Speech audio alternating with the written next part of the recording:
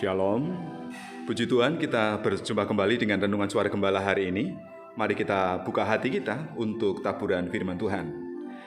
Allah pencipta alam semesta, Bapa Surgawi yang kami kenal dalam nama Tuhan kami Yesus Kristus, Tuhan dan Juru Selamat kami yang hidup saat ini, kami bersyukur dan berterima kasih kepada Tuhan atas segala berkat pemeliharaan dan penyertaan yang sempurna. Saat ini kami akan merenungkan kebenaran firman Tuhan, biarlah itu menjadi dasar dalam kehidupan kami, menjadi kekuatan dan juga yang memimpin perjalanan hidup kami. Terima kasih Tuhan Yesus, haleluya, amin.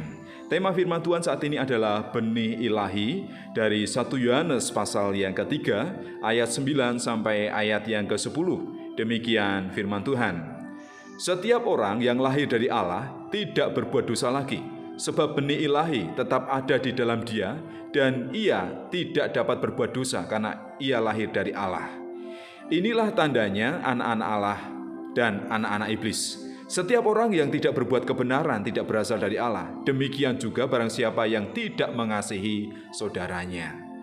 Anak-anak Allah pasti akan berbeda dengan anak-anak iblis, karena anak-anak Allah memiliki benih ilahi yang akan memimpin, menyertai dan mengubah kehidupan mereka. Jadi yang pertama, kita harus menjauhi dosa, mengalami pertobatan, meninggalkan perbuatan dosa, meninggalkan pelanggaran terhadap hukum Tuhan, dan meninggalkan kehidupan yang lama. Kita harus hidup baru di dalam Kristus. Berusaha untuk memiliki karakter seperti Kristus, meneladani, memiliki kasih, kerendahan hati, dan juga memiliki ketaatan kepada setiap hukum-hukum Tuhan. Jadi mari kita menjauhi dosa, karena benih ilahi itu telah diberikan kepada kita. Kemudian yang kedua, kita harus melakukan kebenaran, melakukan setiap kebenaran firman Tuhan yang telah kita baca, kita dengar, dan kita pahami. Berusahalah untuk berbuat kebaikan kepada semua orang. Jadi kalau kita dipertemukan dengan orang yang sedang berduka, kita memberikan penghiburan. Ketika orang sedang dalam kelemahan, kita memberikan kekuatan. Ketika orang sedang dalam butuh pertolongan, sebisa mungkin mari kita menolong mereka. Mari kita melakukan kebenaran, kebaikan kepada semua orang tanpa pandang bulu, karena itulah yang Tuhan mau. Kemudian yang ketiga, kita harus mengasihi sesama. Jadi karena kita telah menerima kasih Kristus, kita juga harus mengasihi sesama saudara kita seiman. Demikian juga kasih kepada orang lain harus kita nyatakan, yaitu kasih Kristus yang kita bagikan kepada mereka. Mari kita mengasihi dengan tulus, dengan setia, dengan motivasi yang benar, tidak untuk mencari keuntungan secara pribadi, tetapi membagikan kasih Kristus kepada sesama. Jadi apa yang perlu kita lakukan dalam kehidupan kita? Yang pertama, bertobatlah dan jauhilah dosa, tinggalkan pelanggaran. Lakukanlah kebenaran firman Tuhan dengan taat dan setia. Dan juga yang ketiga, kasihilah sesamamu manusia seperti ketika engkau mengasihi dirimu sendiri. Sama seperti ketika kita memperhatikan hidup kita, tubuh kita, diri kita, kita juga harus mengasihi orang lain seperti ini. Itu adalah tolak ukur, itu adalah hukum ketetapan yang Tuhan perintahkan untuk kita lakukan.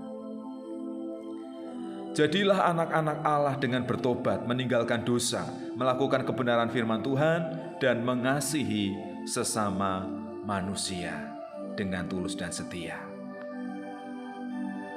Bapa, kami mau menjadi anak-anak Allah dengan bertobat, meninggalkan kehidupan kami yang lama, meninggalkan perbuatan dosa.